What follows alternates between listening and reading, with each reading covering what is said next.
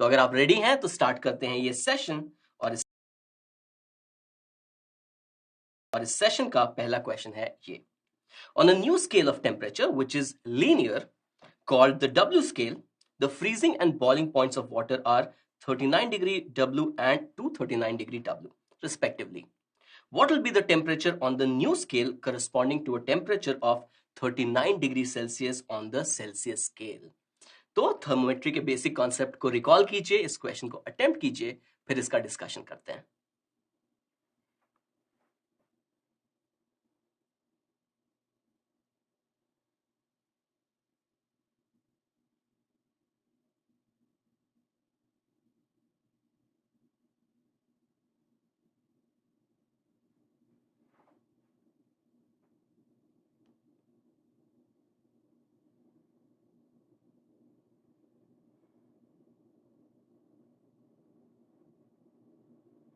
Alright, चलिए इसका discussion करते हैं।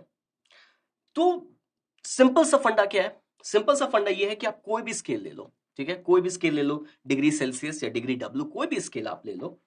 तो reading on any scale minus LFP, LFP मतलब lower fix point, divided by upper fix point minus lower fix point, ये जो क्वांटिटी है वो कांस्टेंट रहेगी किसी भी स्केल में, ठीक है। अब जनरली हम क्या करते हैं, लोअर फिक्स पॉइंट को हम ले लेते हैं as the freezing point of water, और अपर फिक्स पॉइंट को हम ले लेते हैं the boiling point of water, ठीक है।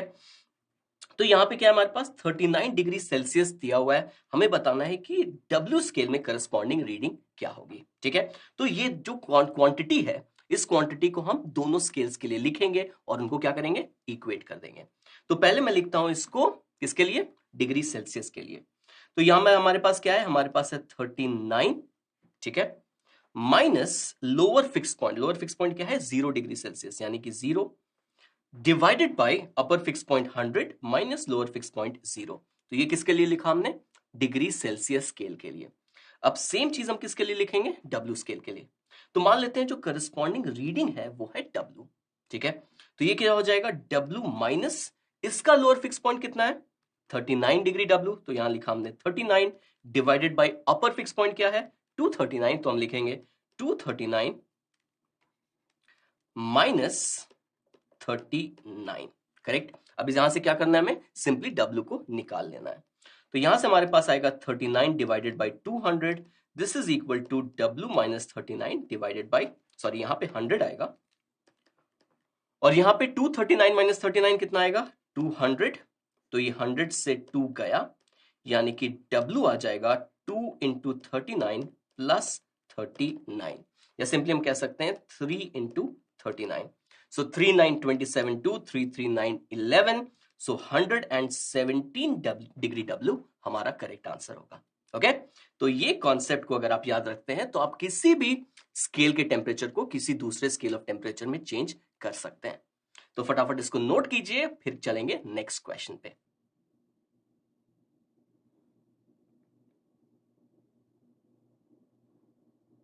Alright, clear. तो चलते हैं नेक्स्ट क्वेश्चन पे। ऑप्शन देख लेते हैं, ऑप्शन डी अपना करेक्ट ऑप्शन है, और फिर ये रहा next question. Three rods of equal length are joined to form an equilateral triangle ABC. D is the midpoint of AB. The coefficient of linear expansion is alpha 1 for AB and alpha 2 for AC and BC. If the distance DC remains constant for small change in temperature, options देख के हमें क्या बताना है, alpha 1 और alpha 2 का relationship. तो recall कीजिए लीनियर एक्सपेंशन का क्या एक्सप्रेशन होता है, कैसे उसको निकालते हैं, अटेम्प्ट कीजिए, फिर डिस्कशन करते हैं।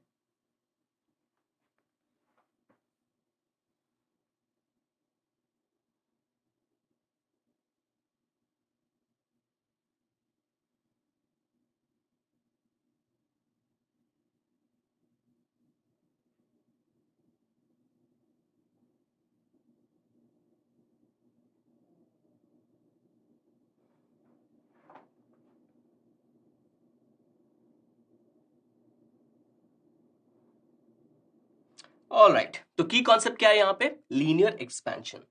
तो एक्सपेंशन का कोर कॉन्सेप्ट क्या है कि जो भी चेंज इन लेंथ होगा, ठीक है, जो भी चेंज इन लेंथ होता है वो होता है proportional to the original length. तो डेल्टा एल है चेंज इन लेंथ, ये क्या होगा, proportional to the original length. और ये और प्रोपोर्शनल होता है टेम्परेचर डिफरेंस के भी, ठीक है। तो जितना टेम्परेचर हमने बढ़ाया या घटाया, डेल्टा एल उसके प्रोपोर्शनल होता है। तो अब इसको प्रोपोर्शनैलिटी साइन हटा के हम एक कांस्टेंट ऑफ प्रोपोर्शनैलिटी लगाएंगे, और वही कांस्टेंट ऑफ प्रोपोर्शनैलिटी होता है अल्फा। तो ये हो जाएगा alpha into L delta theta. तो ये है आपका की कॉन्सेप्ट। अब ये सेम चीज आप एरिया के लिए भी लगा सकते हैं, और सेम चीज आप वॉल्यूम एक्सपेंशन के भी लगा सकते हैं।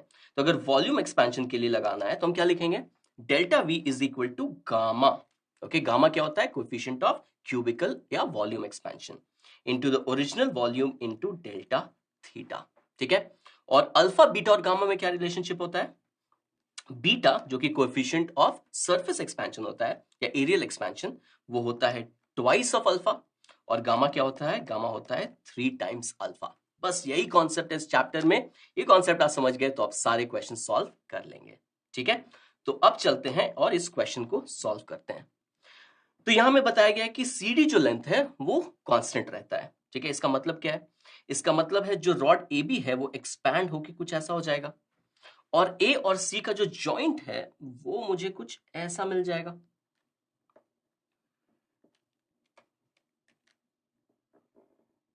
Correct, okay. अब यहां में क्या ध्यान में देना है कि एक अप्रोक्सीमेशन करना है हमें, ओके। और अप्रोक्सीमेशन क्या है कि जो लेंथ में चेंजेस हुए हैं बहुत छोटे होंगे, क्योंकि जो टेम्परेचर चेंज है बहुत छोटा है। तो अगर टेम्परेचर चेंज बहुत छोटा है और इसमें चेंजेस जो हुए हैं वो बहुत छोटे हैं, तो अगर ये एंगल 60 डिग्री है, क्योंकि ये इक्विलैटरल ट्रायंगल है, तो हम क्या अज्यूम करेंगे कि ये एंगल ज्यादा चेंज नहीं होगा। ये एंगल कितना होगा, ये एंगल 60 डिग्री ही रहेगा। करेक्ट, तो ये अजम्पशन हो गया हमारा। उसके बाद अगर हम पीस बी से यहां पे परपेंडिकुलर ड्रॉप करें और इस पॉइंट को सी सी प्राइम कह दें, तो हम क्या कह सकते हैं, हम कह सकते हैं कि जो डिस्टेंस है सी बी वो approximately equal to C C prime होगा, ठीक है।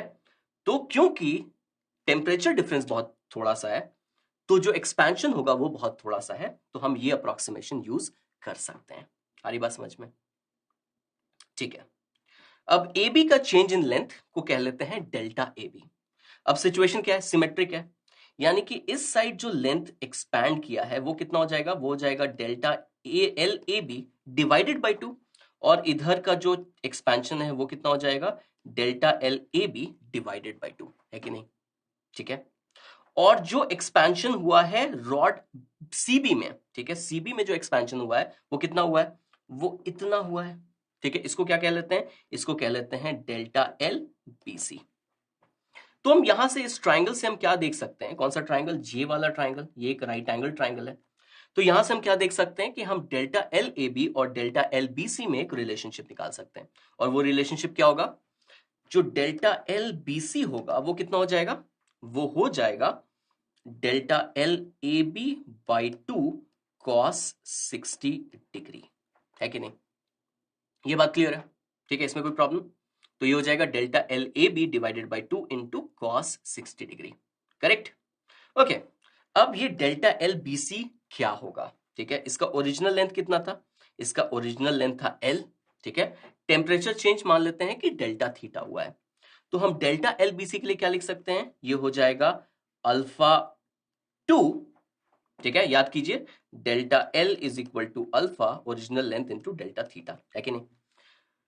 तो डेल्टा एल बी सी कितना हो जाएगा, अल्फा 2 जो कि इसका कोएफिशिएंट ऑफ लीनियर एक्सपेंशन है, into the original length, original length को मान लेते हैं एल, और मल्टीप्लाइड बाय डेल्टा थीटा, ये इक्वल टू हो जाएगा डेल्टा एल ए बी। अब डेल्टा एल ए बी क्या होगा, उसका कोएफिशिएंट ऑफ लीनियर एक्सपेंशन कितना है, अल्फा 1, उसका ओरिजिनल लेंथ कितना है एल, और उसका टेम्परेचर कितना बढ़ा है, डेल्टा थीटा, ठीक है। तो divided by 2 into cos 60 degree, और कॉस 60 डिग्री कितना हो जाएगा, हाफ। तो यहां से बहुत सारी क्वांटिटी सेम है, तो एल डेल्टा थीटा और एल डी डेल्टा थीटा गया, और यहां से हमें मिल गया alpha 1 is equal to 4 alpha 2, okay. तो ये हो जाएगा हमारा आंसर, ओके। तो सिंपल सा कॉन्सेप्ट है, उसके ऊपर हमने ये अप्रोक्सीमेशन यूज करके ये रिलेशनशिप निकाला अल्फा 1 और अल्फा 2 के बीच में, ओके। तो अगर आप चाहिए तो इसको फटाफट नोट कीजिए और फिर चलेंगे नेक्स्ट क्वेश्चन पे।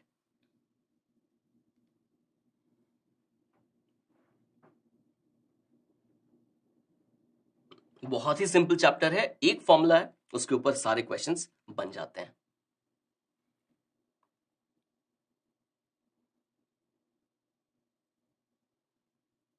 Alright, done. तो अब चलते हैं नेक्स्ट क्वेश्चन पे, ऑप्शंस चेक कर लेते हैं।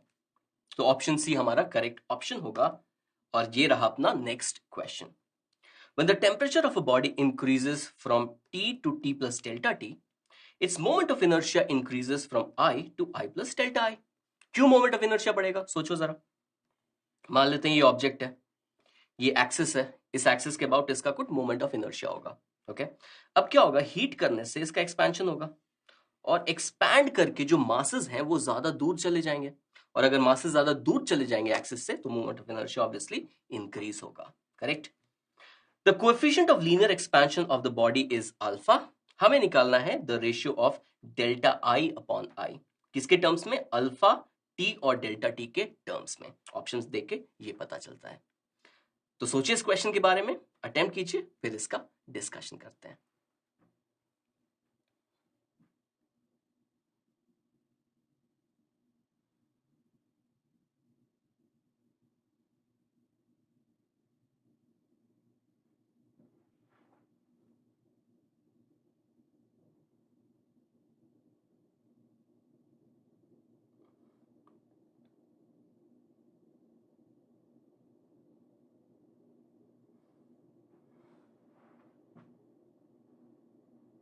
ऑलराइट, चलिए इसका डिस्कशन करते हैं। तो मोमेंट ऑफ इनर्शिया वो क्या होता है, summation of M I R I square, है कि नहीं। तो मोमेंट ऑफ इनर्शिया होता है summation of M R square. R क्या है, आर है distance of that mass from the axis. Correct. Okay, अब क्या होगा, हीट करने से आर इंक्रीज हो जाएगा, यानी कि आई भी इंक्रीज होगा। तो उनमें क्या रिलेशनशिप होगा, हम क्या करते हैं, दोनों साइड डिफरेंशिएट कर देते हैं। ठीक है, तो ये हो जाएगा डेल्टा आई, और ये हो जाएगा समेशन ऑफ एम। एम तो कांस्टेंट रहेगा, ठीक है, एम तो चेंज नहीं होगा, मास थोड़ी ना चेंज होने वाला है। अब आर के साथ क्या होगा, आर को अगर डिफरेंशिएट करें तो हम कह सकते हैं इसको 2r इंटू डेल्टा आर। ठीक है, इसको डिफरेंशिएट कर दिया हमने, तो ये बन गया 2r इंटू डेल्टा आर। अब डेल्टा आर क्या है, delta R is the change in are. ठीक है, और आर क्या है, आर डिस्टेंस है, यानी कि ये कैसी क्वांटिटी है, ये एक लीनियर क्वांटिटी है। तो जब हम हीट करेंगे तो इस लीनियर क्वांटिटी का एक्सपेंशन होगा कि नहीं, होगा। तो हम कह सकते हैं कि delta R should be equal to what, it should be equal to alpha into the original distance into the temperature difference. तो टेम्परेचर डिफरेंस कितना दिया हमें, टेम्परेचर डिफरेंस हमें डेल्टा टी दिया है। ठीक है, तो जो आर में चेंज आएगा वो क्या आएगा, delta R is equal to alpha R delta T. Correct. अब क्या कर सकते हैं, उसको हम यहां पे सब्स्टिट्यूट कर सकते हैं। तो ये बन जाएगा delta I is equal to summation of M two R, और डेल्टा आर के लिए यहां पे लिख सकते हैं हम अल्फा आर डेल्टा टी, है कि नहीं। अब इन टर्म्स को थोड़ा रीअरेंज करते हैं, तो डेल्टा आई बन जाएगा summation of 2m R square alpha delta T, है कि नहीं। अब यहां पे क्या क्या क्वांटिटीज कांस्टेंट है, 2 तो कांस्टेंट है ही, अल्फा क्या है, अल्फा एक कांस्टेंट है। ठीक है, क्योंकि मटेरियल तो वही है, तो अल्फा कांस्टेंट है, और डेल्टा टी भी एक कांस्टेंट होगा।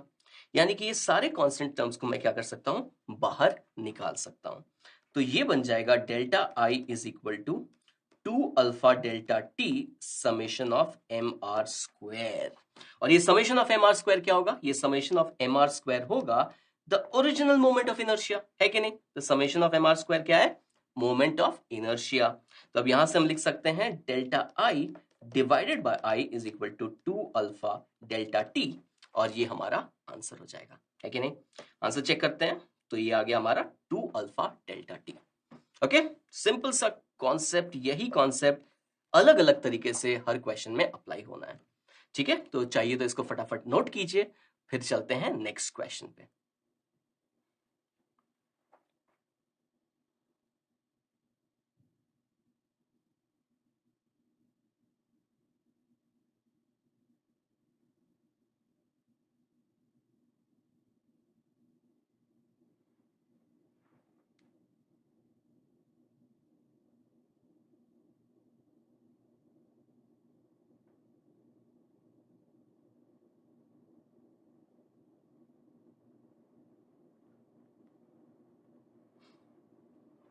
Alright, done. तो ऑप्शंस चेक करते हैं, तो ऑप्शन डी करेक्ट ऑप्शन होगा। और अब देखते हैं next question. An external pressure P is applied on a cube at 0 degrees Celsius so that it is equally compressed from all sides. K is the bulk modulus of the material of the cube and alpha is the coefficient of linear expansion. Suppose we want to bring the cube to its original size by heating, the temperature should be raised by. Okay?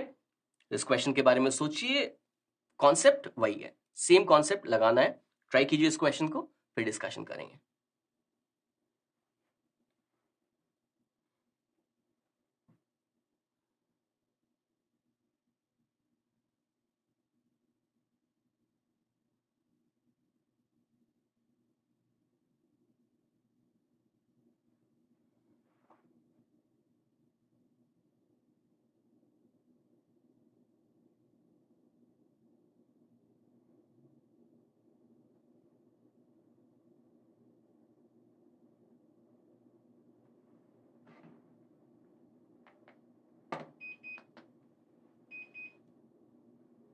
ठीक है, discussion करें।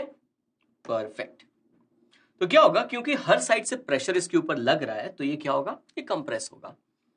और bulk modulus क्या होता है? Bulk modulus होता है pressure divided by minus delta V by V, है कि नहीं? ठीक है, बल्क मॉड्यूलस का डेफिनेशन होता है volume stress upon volume strain. तो वॉल्यूम स्ट्रेस बेसिकली क्या होता है? आपका प्रेशर। ओके, तो यहां से हम कह सकते हैं कि डेल्टा वी जो हो जाएगा वो कितना हो जाएगा? वो हो जाएगा पीवी बाई के। तो यहां मैं सिर्फ मैग्नीट्यूड ऑफ चेंज की बात कर रहा हूं। करेक्ट, प्रेशर डालेंगे तो वॉल्यूम घटेगा, इसलिए नेगेटिव साइन डालते हैं। बट यहां पे मैं क्या बात कर रहा हूं? सिर्फ मैग्नीट्यूड ऑफ चेंज की बात कर रहा हूं। ठीक है, तो इसकी वजह से वॉल्यूम कितना घट गया? इसकी वजह से वॉल्यूम डेल्टा वी घट गया। तो अगर ओरिजिनल शेप पे वापस लाना है तो क्या करना पड़ेगा? वॉल्यूम कितने से इंक्रीज करना पड़ेगा? वॉल्यूम डेल्टा वी से इंक्रीज करना पड़ेगा। करेक्ट, और जनरली जो कंप्रेसिबिलिटी होती है बहुत कम होती है, तो जो डेल्टा वी होगा वो काफी छोटा होगा। तो जो ओरिजिनल वॉल्यूम है, ठीक है, वो ज्यादा चेंज नहीं होगा। तो जो वॉल्यूम, जो ओरिजिनल वॉल्यूम है, जो फाइनल वॉल्यूम है, उसमें ज्यादा डिफरेंस नहीं पड़ेगा, तो उसको हम वी मान सकते हैं। ओके, तो अब हमें क्या करना है? Delta V is equal to P V by K. तो डेल्टा वी हमको पता है क्या है, अब हमें क्या करना है कि इसको एक्सपैंड करना है। ठीक है, अगर एक्सपैंड करना है तो कितना एक्सपैंड करना है? डेल्टा वी एक्सपैंड करना है। और जो एक्सपेंशन है वो इक्वल टू क्या होगा? वो इक्वल टू हो जाएगा गामा, क्योंकि कौन सा एक्सपेंशन है? वॉल्यूम एक्सपेंशन है, multiplied by the original volume into the temperature difference, है कि नहीं? तो कितना वॉल्यूम में चेंज लाना है? इतना वॉल्यूम में चेंज लाना है, उसके लिए डेल्टा थीटा टेम्परेचर इंक्रीज करना पड़ेगा। तो डेल्टा वी हो जाएगा गामा वी डेल्टा थीटा। अब इस डेल्टा वी और इस डेल्टा वी को सिंपली क्या करते हैं? इक्वेट कर देते हैं। तो ये बन जाएगा पीवी डिवाइडेड बाई के, ये हो जाएगा gamma V divided by, sorry, gamma V multiplied by delta theta. तो यहां से v और v गया, तो यहां से डेल्टा थीटा कितना आ जाएगा? p डिवाइडेड बाई गामा के। बट हमें क्वेश्चन में k नहीं दिया हुआ है, हमें अल्फा दिया हुआ है। और k और अल्फा के बीच का क्या रिलेशनशिप होता है? गामा और अल्फा के बीच में क्या रिलेशनशिप होता है? Gamma is equal to 3 alpha. तो इसको सब्स्टिट्यूट कर देते हैं, तो ये जब बन जाएगा p डिवाइडेड बाई 3 अल्फा के। करेक्ट, आंसर चेक करते हैं, आंसर बिल्कुल सही है। तो ये रहा आपका कॉन्सेप्ट, अगेन वही concept repeated over and over in different situations. ठीक है, तो इसको नोट कीजिए, फिर चलते हैं नेक्स्ट क्वेश्चन पे।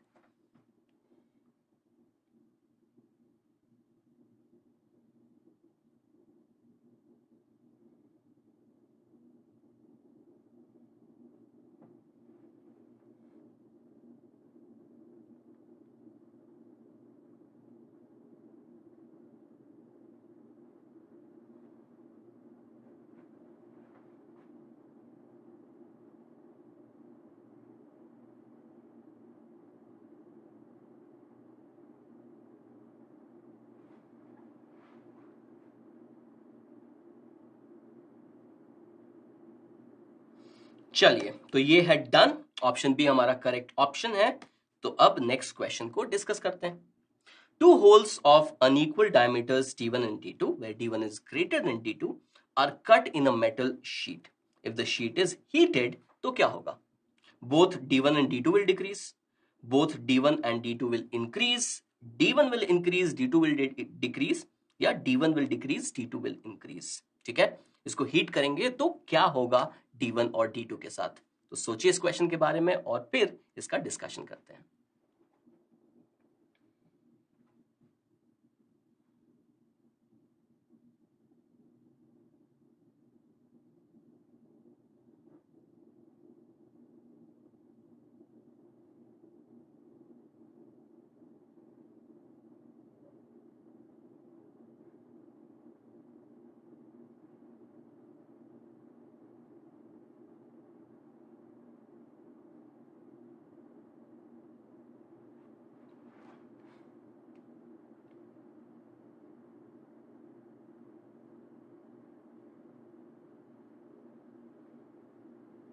ऑल राइट, तो इसमें कॉन्सेप्ट बहुत सिंपल सा है. कैसे विजुअलाइज करना है?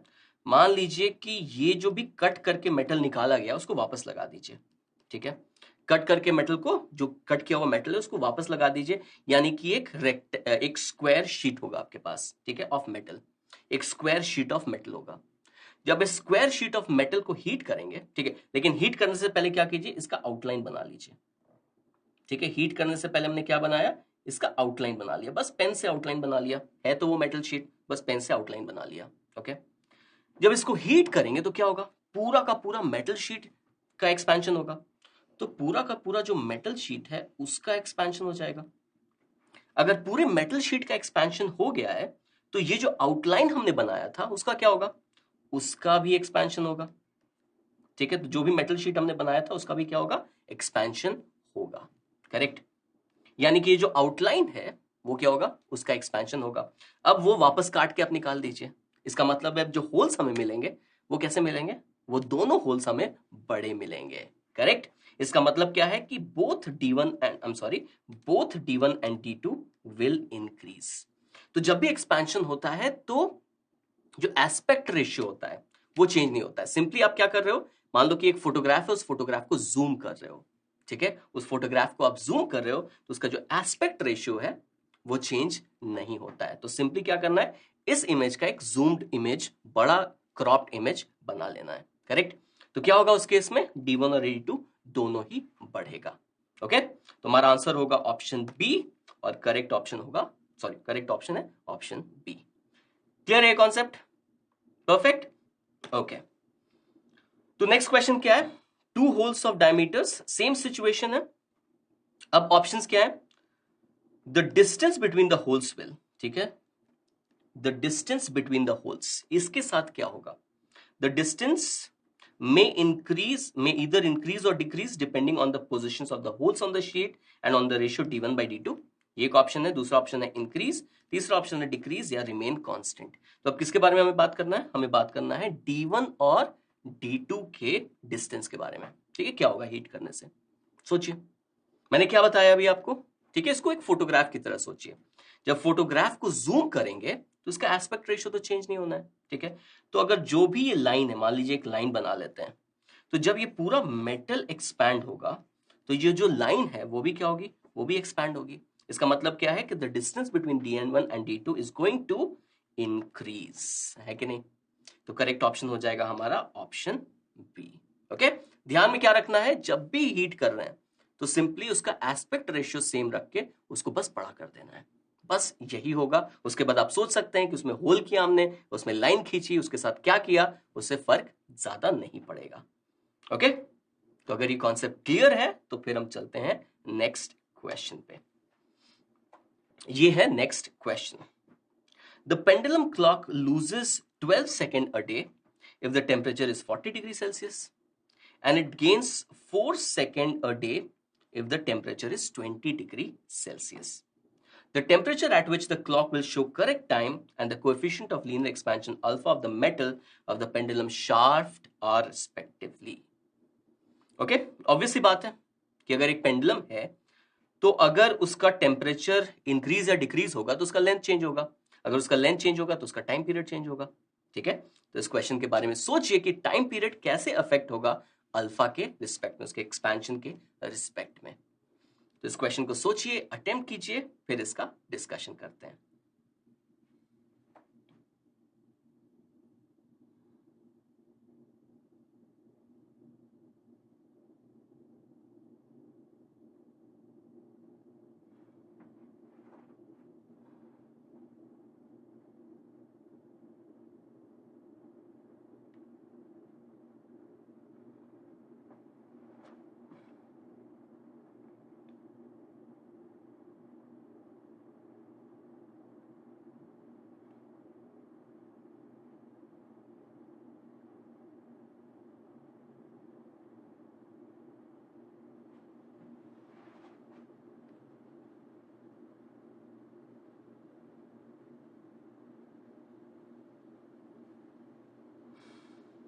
ऑलराइट, तो टाइम पीरियड क्या होता है पेंडुलम का? टाइम पीरियड होता है पेंडुलम का 2 pi under root of L by G, यानी कि time period is proportional to length. तो मान लेते हैं कि जो करेक्ट टेम्परेचर है वो है थीटा। ठीक है, करेक्ट टेम्परेचर क्या है? करेक्ट टेम्परेचर है थीटा, यानी कि थीटा टेम्परेचर पे आपको क्या मिलेगा? आपको करेक्ट टाइम मिलेगा। तो अगर हमने टेम्परेचर को इंक्रीज किया तो क्या हो जाएगा? इसका एक्सपेंशन हो जाएगा। अगर इसका एक्सपेंशन हो जाएगा तो टाइम पीरियड इसका क्या होगा? टाइम पीरियड बढ़ जाएगा, यानी कि जितना टाइम उसको लेना चाहिए पर ऑसिलेशन उससे ज्यादा टाइम लेगा। इसका मतलब क्या है? क्या होगा? उससे ज्यादा अगर वो टाइम ले रहा है तो वो क्लॉक टाइम गेन करेगा या लूज करेगा? सोचिए इसके बारे में। टाइम पीरियड बढ़ गया, टाइम पीरियड बढ़ गया, इसका मतलब क्या है कि जितना टाइम लेना चाहिए उससे ज्यादा टाइम ले रहा है, तो वो क्या करेगा? वो टाइम लूज करेगा। ठीक है, वो कम टाइम दिखाएगा। और यही हो रहा है, जो 40 डिग्री सेल्सियस पे है तो वो लूज कर रहा है 12 सेकेंड अ डे। वैसे ही जब इसको थीटा से अगर टेम्परेचर कम करेंगे तो लेंथ घट जाएगा, तो टाइम पीरियड घट जाएगा, यानी कि वो ऑसिलेशन जल्दी जल्दी होगा। जितनी जल्दी होनी चाहिए उससे ज्यादा जल्दी होगा। तो इसके केस में क्या होगा कि वो टाइम वो आगे हो जाएगी, उसको कहते हैं घड़ी आगे हो जाना। ठीक है, क्लॉक आगे हो जाएगी। इसका मतलब क्या है कि वो गेन करेगा टाइम। और वही हो रहा है कि 20 डिग्री सेल्सियस पे 4 सेकेंड गेन कर रहा है पर डे। इसका मतलब तो क्लियर है कि 40 डिग्री सेल्सियस यहां पे होगा क्योंकि पेंडुलम क्लॉक टाइम लूज कर रही है, और 20 डिग्री सेल्सियस यहां पे होगा। यानी एक चीज तो पक्की है कि जो थीटा होगा वो 20 डिग्री सेल्सियस और 40 डिग्री सेल्सियस के बीच में होगा। करेक्ट, ये बात क्लियर है, इसमें कोई प्रॉब्लम? तो टाइम लूज करना और टाइम गेन करने का मतलब आई होप आपको क्लियर हो गया। ठीक है, ओके। अब रिलेशनशिप क्या है? मैथमेटिकल रिलेशनशिप क्या है? ये जो टाइम पीरियड है वो proportional to under root of L है। इसका मतलब हम कह सकते हैं कि delta T by T is equal to half delta L by L, कह सकते हैं। ओके, और एक्सपेंशन का क्या खेल है यहां पे? तो जो इंक्रीज इन द लेंथ होगा, ठीक है, वो क्या होगा? वो हो जाएगा अल्फा एल डेल्टा थीटा, है कि नहीं? क्लियर है बात? ठीक है, तो उसका जो चेंज होगा एक्सपेंशन, जो लेंथ में चेंज होगा, या जो उसका एक्सपेंशन या कॉन्ट्रैक्शन भी हो सकता है। ठीक है, एक्सपेंशन भी हो सकता है, कॉन्ट्रैक्शन भी हो सकता है, डेल्टा थीटा पे डिपेंड करेगा। टेम्परेचर अगर घटा तो कॉन्ट्रैक्शन हो जाएगा, बट डेल्टा एल जो होगा वो अल्फा एल डेल्टा थीटा के बराबर होगा, है कि नहीं? यानी कि यहां से हम कह सकते हैं कि delta L by L is equal to alpha delta theta. Correct. तो अब हम क्या कर सकते हैं कि डेल्टा टी बाई टी को हम लिख सकते हैं half into alpha delta theta, है कि नहीं? परफेक्ट। तो पहले सिनारियो के लिए लिखते हैं। पहले सिनारियो के लिए क्या हो रहा है? डेल्टा टी कितना है? 12 सेकेंड। और ओरिजिनल टाइम कितना होगा? ओरिजिनल टाइम होगा 1 डे। तो 12 सेकेंड ये कितने में लूज कर रहा है? 1 डे में ही लूज कर रहा है। यानी कि ये हो जाएगा 12 सेकेंड डिवाइडेड बाई कितना? डिवाइडेड बाई 1 डे, यानी कि 24 आवर। तो ये हो गया delta T by T. This is equal to half into alpha. अब टेम्परेचर को बढ़ाया हमने, क्या घटाया है? ऑब्वियसली बढ़ाया है। तो क्या होगा? टेम्परेचर डिफरेंस को हम क्या लिखेंगे? 40 माइनस थीटा। और थीटा क्या है? थीटा है वो टेम्परेचर जिसपे करेक्ट टाइम मिलता है। क्लियर? परफेक्ट। अब सेकंड सिचुएशन क्या है कि 4 सेकेंड अ डे गेन कर रहा है टेम्परेचर जब 20 डिग्री सेल्सियस हो जाता है। तो सेम इक्वेशन इसके लिए लिखें। तो डेल्टा टी कितना है? डेल्टा टी है 4 सेकेंड, कितने देर में? 24 आवर्स में। ये हो जाएगा हाफ इंटू अल्फा। अब थीटा क्या है, थीटा 20 से बड़ा है, तो चेंज इन टेम्परेचर को क्या लिखेंगे हम, ठीक है, टेम्परेचर डिफरेंस को क्या लिखेंगे हम लिख सकते हैं इसको थीटा माइनस 20। करेक्ट, ओके, कोई प्रॉब्लम इसमें? तो ये तो स्ट्रेट फॉरवर्ड है, यानी कि अब हमें निकालना क्या है, हमें निकालना है थीटा, यानी कि दोनों इक्वेशंस को डिवाइड कर देते हैं। अगर दोनों इक्वेशंस को डिवाइड करेंगे तो हमें मिलेगा 12/4 is equal to 40 minus theta divided by theta minus 20। तो ये 4 3 टाइम्स, तो यहां से मिल जाएगा 3 theta minus 60 is equal to 40 minus theta. यानी कि यहां से हम कह सकते हैं कि 4 theta is equal to 100, theta is equal to 25 degree Celsius. Clear?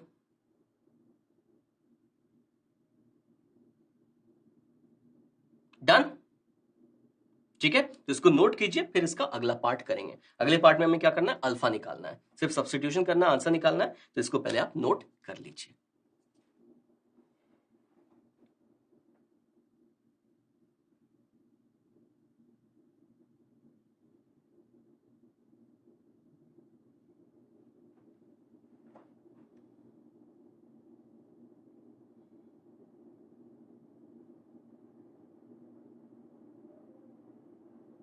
All right, next part क्या है, नेक्स्ट पार्ट में इसको उठा लेते हैं, इस इक्वेशन को उठा लेते हैं और यहां से अल्फा निकाल लेते हैं। तो ये है 12 second divided by 24 hour is equal to half alpha और 40 माइनस 25, है कि नहीं? ओके, तो यहां से क्या मिल जाएगा हमें, इसको कन्वर्ट करना पड़ेगा हमें सेकेंड में, तो 12 डिवाइडेड बाई 24 इंटू 3600, ये हो गया सेकेंड में। This is equal to half alpha into 40 minus 25 is 15। तो ये 2 से ये 12 बन जाएगा, ये 12 से ये 12 कैंसिल हो जाएगा, तो हमें बचेगा alpha is equal to 1/15 into 3600। ठीक है, अब इसका आप कैलकुलेशन कर सकते हैं, अप्रोक्सीमेट कैलकुलेशन करके मुझे अल्फा आएगा 1.85 into 10 to the power minus 5 पर डिग्री सेल्सियस। ठीक है, क्लियर? तो मेन पार्ट था इक्वेशंस लिखना, वहां से हमने टेम्परेचर निकाला, उसके बाद सिर्फ सब्स्टिट्यूशन करके अल्फा निकाल लिया। ओके, तो अगर हम ऑप्शंस चेक करें तो हमारा ऑप्शन डी करेक्ट ऑप्शन होगा। Okay, clear? परफेक्ट। तो अब देखते हैं नेक्स्ट क्वेश्चन।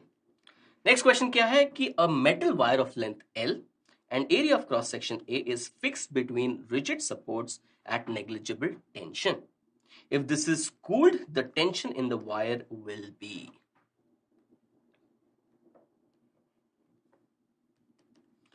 फिक्स सपोर्ट से ये अपना वायर है, तो इनिशियली क्या है, इनिशियली कोई टेंशन नहीं है, इनिशियली कोई टेंशन नहीं है। ओके, अब ये कूल होगा तो क्या होगा, ये कॉन्ट्रैक्ट करने की कोशिश करेगा, जब ये कॉन्ट्रैक्ट करने की कोशिश करेगा तो इसमें टेंशन डेवलप होगा। ठीक है, तो हमें निकालना है कि जो टेंशन होगा वो प्रोपोर्शनल टू एल है, इनवर्सली प्रोपोर्शनल टू एल है, इंडिपेंडेंट ऑफ एल है या इंडिपेंडेंट ऑफ ए है। इस क्वेश्चन को एक बार ट्राई कीजिए, फिर इसका डिस्कशन करते हैं।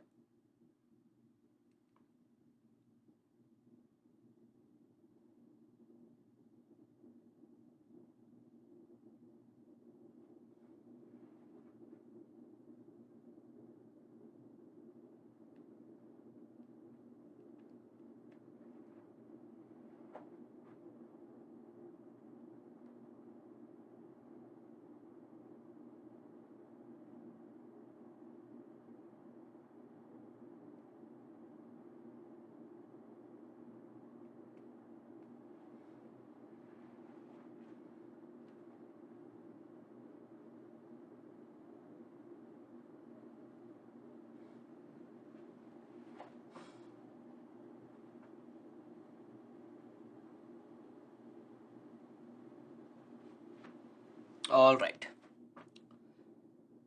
तो अगर इसका कॉन्ट्रैक्शन होता, ठीक है, अगर इसका कॉन्ट्रैक्शन होता, अगर ये फिक्स्ड नहीं रहता, अगर ये फिक्स नहीं रहता तो इसका कॉन्ट्रैक्शन कितना होता, इसका कॉन्ट्रैक्शन होता delta L is equal to alpha L delta theta. ठीक है, डेल्टा थीटा क्या है, डिक्रीज, जितना टेम्परेचर इसका डिक्रीज किया गया है। तो जो कॉन्ट्रैक्शन होता वो होता अल्फा एल डेल्टा थीटा, अगर ये फिक्स रिजिड सपोर्ट्स नहीं होते। अब फिक्स रिजिड सपोर्ट्स हैं तो लेंथ तो ऑब्वियसली चेंज नहीं हो रहा है, ठीक है। अगर लेंथ चेंज हो पाता तो कितना होता, अल्फा एल डेल्टा थीटा होता, ठीक है। अब इसकी वजह से क्या हो रहा है, इसकी वजह से मान लेते हैं कि एक टेंशन टी डेवलप हो रहा है, ठीक है। इसकी वजह से क्या डेवलप हो रहा है, एक टेंशन टी डेवलप हो रहा है, ठीक है। तो हम क्या कह सकते हैं, मैकेनिकल प्रॉपर्टीज ऑफ सॉलिड याद कीजिए, तो हम क्या कह सकते हैं कि यंग्स मॉडुलस क्या होता है, यंग्स मॉडुलस होता है स्ट्रेस डिवाइडेड बाय स्ट्रेन। तो स्ट्रेस कितना हो जाएगा, टी डिवाइडेड बाय ए, और स्ट्रेन कितना होता, स्ट्रेन हो जाता delta L divided by L, है कि नहीं, ओके। यानी कि यंग्स मॉडुलस हो जाएगा T divided by A divided by delta L by L, okay. अब यहां से डेल्टा एल बाई एल कितना है, यहां से डेल्टा एल बाई एल है अल्फा डेल्टा थीटा, ओके। तो यंग्स मॉडुलस हो जाएगा टी डिवाइडेड बाई ए, और डेल्टा एल बाई एल का वैल्यू है अल्फा डेल्टा थीटा, यानी कि यहां से क्या आ जाएगा मुझे, टी आ जाएगा A Y alpha delta theta, okay. तो स्ट्रेन निकालने के लिए बेसिकली इसको अप्लाई करने के लिए हम क्या अज्यूम करेंगे कि जो भी कॉन्ट्रैक्शन होता उतना कॉन्ट्रैक्शन हुआ है, ऐसा हम अज्यूम करेंगे, ठीक है। जो भी अगर फिक्स सपोर्ट्स नहीं होते तो जो भी कॉन्ट्रैक्शन होता उतना कॉन्ट्रैक्शन हुआ है, वो यूज करके जो टेंशन आएगा वही होगा tension developed in this wire. तो ये किस पे डिपेंड कर रहा है, ये ए पे डिपेंड कर रहा है, वाई पे डिपेंड कर रहा है, अल्फा और डेल्टा थीटा पे डिपेंड कर रहा है। यानी कि किस पे डिपेंड नहीं कर रहा है, एल के ऊपर डिपेंड नहीं कर रहा है। यानी कि करेक्ट ऑप्शन कौन सा हो जाएगा, option C, independent of L, okay. तो बहुत ही टिपिकल सा क्वेश्चन है, इस क्वेश्चन कई बार ये क्वेश्चन आ चुका है, आ भी सकता है, ठीक है। तो इसको सॉल्व करने का फंडा यही है, यही है इसका कॉन्सेप्ट। इसको आप चाहे तो नोट करें, फिर नेक्स्ट क्वेश्चन देखते हैं।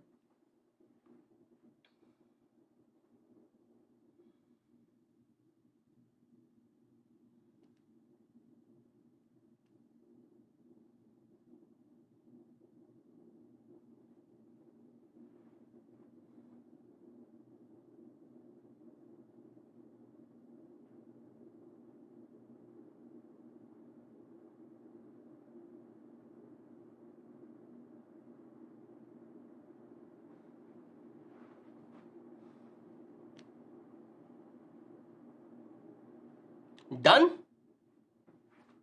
ओके। तो ऑप्शन सी हमारा करेक्ट ऑप्शन हो गया। अब देखते हैं नेक्स्ट क्वेश्चन। नेक्स्ट क्वेश्चन क्या है, in the vertical U tube containing a liquid, the two arms are maintained at different temperatures T1 and T2. The liquid columns in the two arms have heights L1 and L2 respectively. The coefficient of volume expansion of the liquid is equal to, ठीक है। सोचिए इस question के बारे में, concept वही है, कैसे इसको आप इस सिचुएशन में अप्लाई करेंगे उसके बारे में सोचिए और फिर इसका डिस्कशन करेंगे।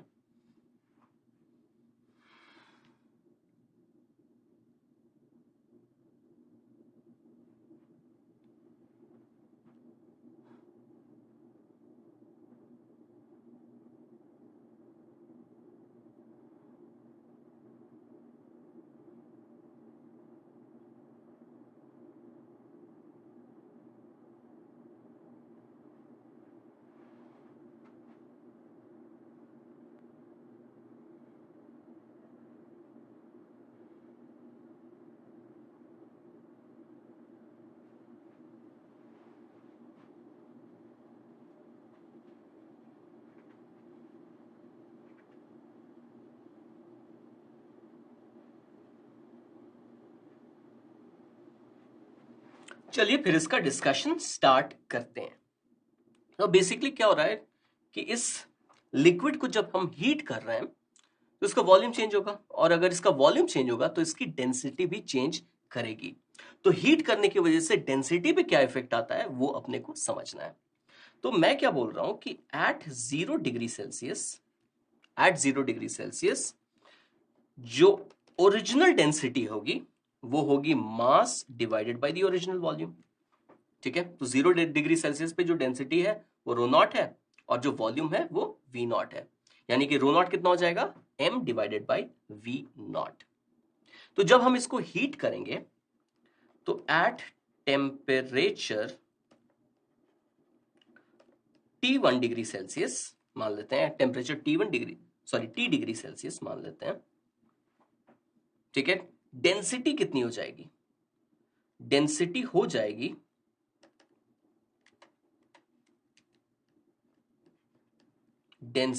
जाएगी mass divided by the new volume.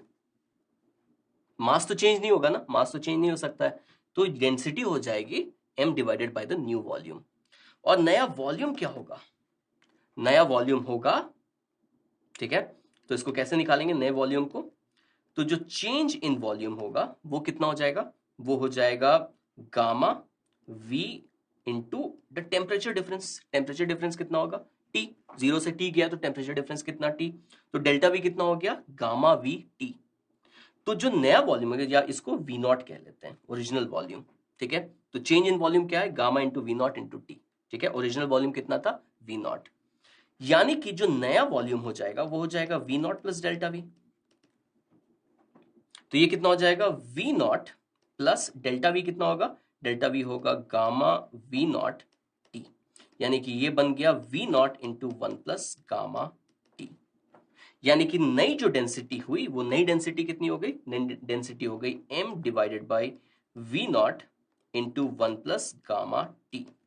और m बाई वी नॉट क्या है? m बाई वी नॉट है ओरिजिनल डेंसिटी, यानी कि ये बन जाएगी rho naught divided by V naught into 1 plus gamma T. I am sorry, rho naught divided by 1 plus gamma T. तो डेंसिटी के ऊपर क्या इफेक्ट पड़ता है? डेंसिटी के ऊपर ये इफेक्ट पड़ता है, ठीक है। Rho is equal to rho naught divided by 1 plus gamma T. Clear? इसमें कोई प्रॉब्लम? ठीक है। तो अब क्या हो रहा है? अब यहां पे जो लिक्विड है लेफ्ट कॉलम में वो T2 टेम्परेचर पे है और राइट कॉलम में T1 टेम्परेचर पे है, तो दोनों की जो डेंसिटी होगी वो क्या होगी? अलग होगी।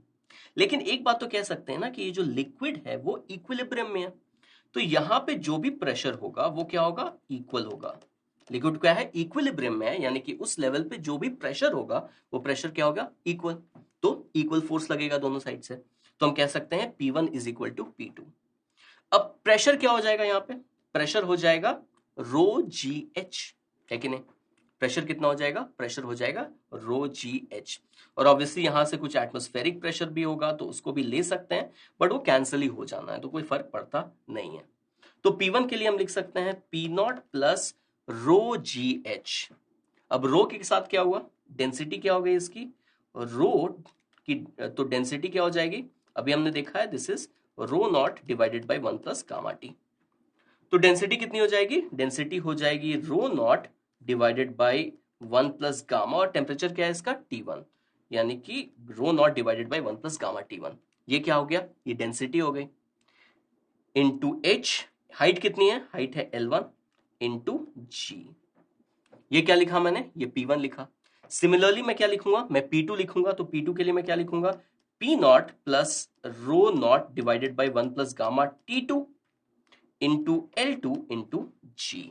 देख लीजिए ये इक्वेशन समझ में आ रहा है कि नहीं? ठीक है।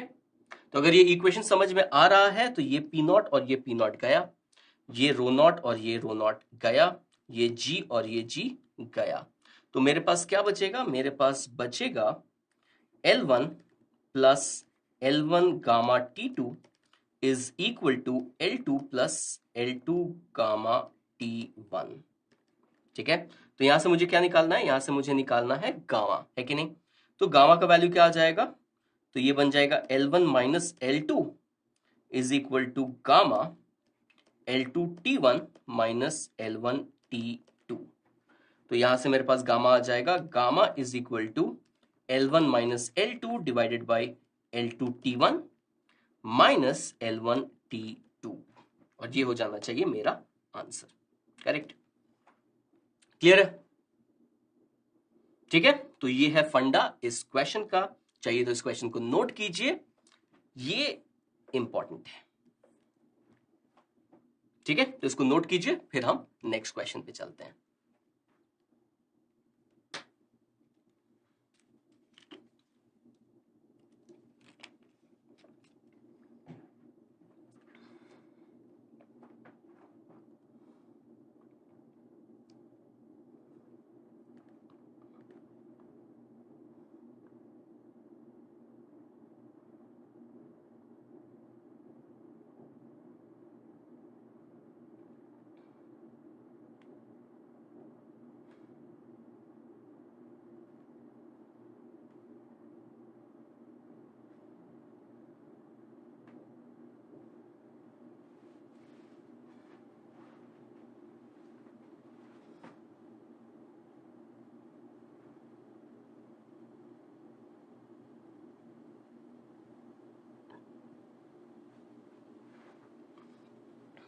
ठीक है, डन।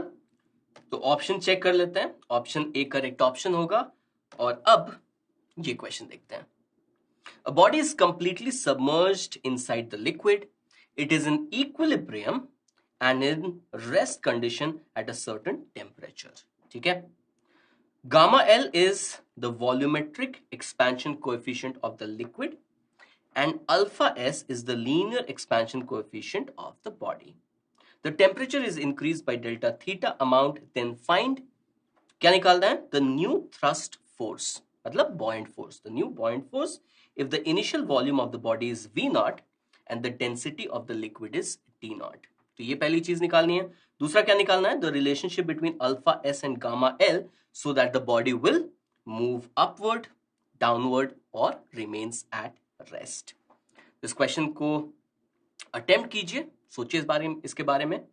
हिंट दे देता हूं कि एक्सपेंशन जो है वो लिक्विड का भी होगा और एक्सपेंशन सॉलिड का भी होगा, तो नेट इफेक्ट के बारे में अपने को सोचना है। ठीक है, तो इस क्वेश्चन को अटेम्प्ट कीजिए, फिर इसका डिस्कशन करते हैं।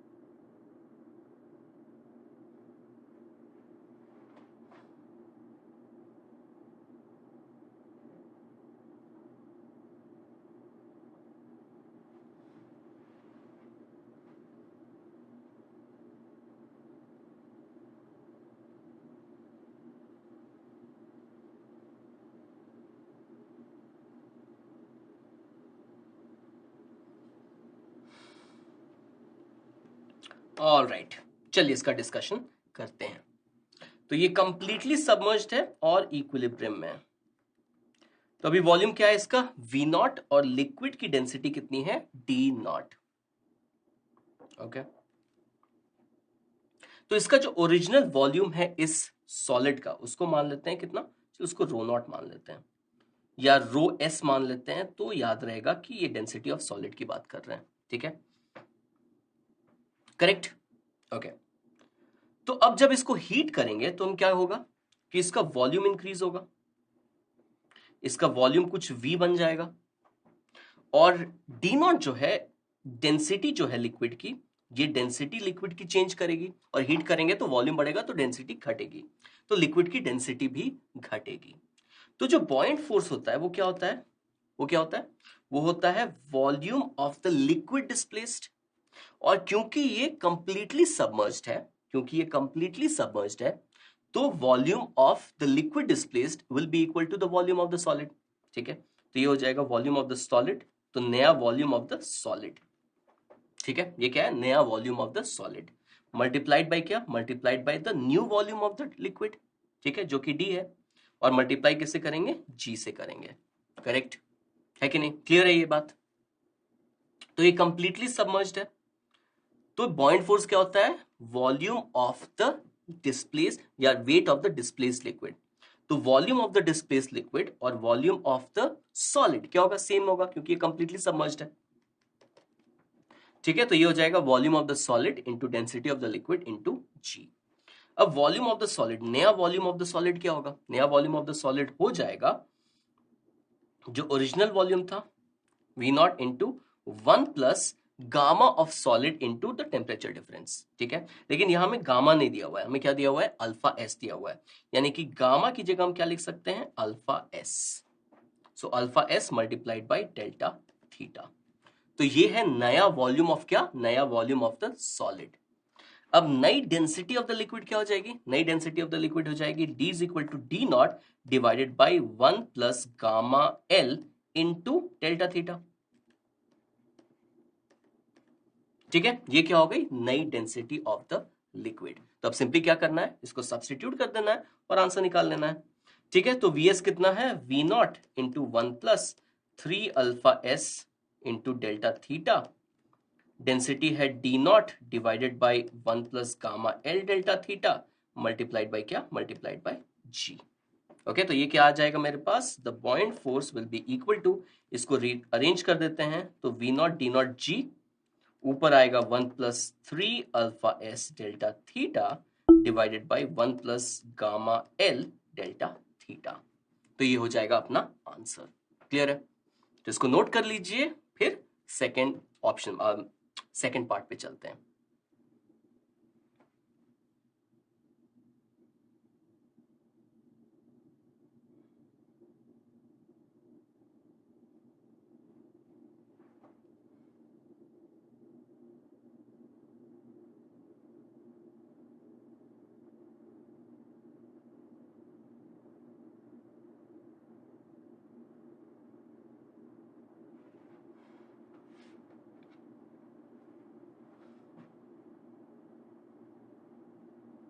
ठीक है, डन। तो ये आ गया हमारा आंसर पहले पार्ट का। अब दूसरा पार्ट देखते हैं। Find the relationship between alpha S and gamma L so that the body will इधर मूव अपवर्ड, डाउनवर्ड या रिमेन एट रेस्ट। तो अब ये बॉडी फ्लोट करेगी, ये बॉडी सिंक हो जाएगी, या ये बॉडी रेस्ट पे रहेगी। ये किस पे डिपेंड करेगा? ये ऑब्वियसली डिपेंड करेगा density, relative density of the solid and the liquid. ठीक है, यानी कि अगर density of solid density of liquid से ज्यादा है तो सिंक कर जाएगा। डेंसिटी ऑफ सॉलिड अगर डेंसिटी ऑफ लिक्विड से कम है तो वो राइज अप करेगा। ठीक है, वो फ्लोट करेगा, वो ऊपर राइज करेगा। अगर दोनों की डेंसिटी सेम है तो वो कंप्लीटली सबमर्ज्ड होके फ्लोट करेगा। ये सिंपल सी बात है। तो इनिशियली क्या था सिचुएशन? इनिशियली ये था सिचुएशन, यानी कि डेंसिटी ऑफ सॉलिड जो था वो क्या था, was equal to the density of liquid, है कि नहीं? डेंसिटी ऑफ सॉलिड और डेंसिटी ऑफ लिक्विड इक्वल था, और वो कितने के बराबर था? वो डी नॉट के बराबर था, क्योंकि इनिशियली वो कंप्लीटली सबमर्ज था और फ्लोट कर रहा था। करेक्ट? ओके, यानी कि अब नई डेंसिटी ऑफ सॉलिड क्या हो जाएगी? ठीक है, नई डेंसिटी ऑफ द सॉलिड हो जाएगी D not divided by 1 plus gamma delta theta. और क्योंकि सॉलिड की बात कर रहे हैं तो गामा की जगह हम लिख सकते हैं 3 alpha S into delta theta. Correct? तो ये क्या हो गई? नई डेंसिटी ऑफ द सॉलिड। नई डेंसिटी ऑफ द लिक्विड कितनी हो जाएगी? ये हो जाएगी D not divided by 1 plus gamma L delta theta. तो पहले सिचुएशन के लिए अगर उसको मूव अपवर्ड होना है, इसका मतलब क्या है? Density of solid should be less than the density of the liquid. उस केस में क्या होगा? उस केस में वो कुछ पार्ट ऊपर रख के फ्लोट करेगा, यानी कि यहां से वो क्या जाएगा? यहां से वो ऊपर जाएगा। करेक्ट? यानी कि अगर इस कंडीशन को हम देखें तो D not divided by 1 plus 3 alpha S delta theta should be less than D not divided by 1 plus gamma L delta theta. तो ये डी नॉट और डी नॉट गया। ओके, अगर इसको हम सॉल्व करेंगे तो मुझे क्या मिलेगा? मुझे मिलेगा gamma L should be less than 3 alpha S, है कि नहीं? यानी कि इसके लिए क्या कंडीशन आया? Gamma L should be less than 3 alpha S. तो डाउनवर्ड के लिए क्या आ जाएगा? डाउनवर्ड के लिए कंडीशन आ जाएगा gamma L should be greater than 3 alpha S. और रिमेन्स एट रेस्ट के लिए क्या कंडीशन आ जाएगा? Gamma L is equal to 3 alpha S. That's it. ठीक है, तो इसको आप फटाफट नोट कर लीजिए।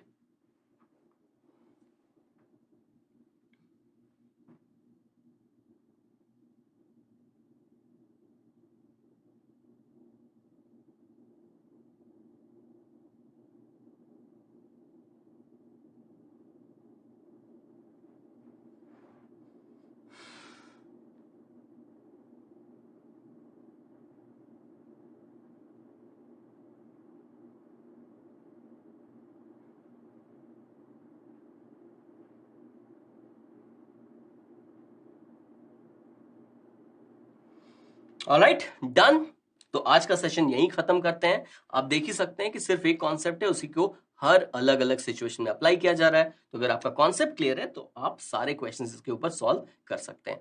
तो इस चैप्टर को छोड़ना नहीं है, इस चैप्टर को करना है, क्योंकि इसके ऊपर क्वेश्चंस आसान आते हैं और बिल्कुल बनेंगे। ठीक है, तो मैं आपसे मिलूंगा नेक्स्ट सेशन में। तब तक के लिए keep practising, keep revising and have fun with learning. Thanks for watching.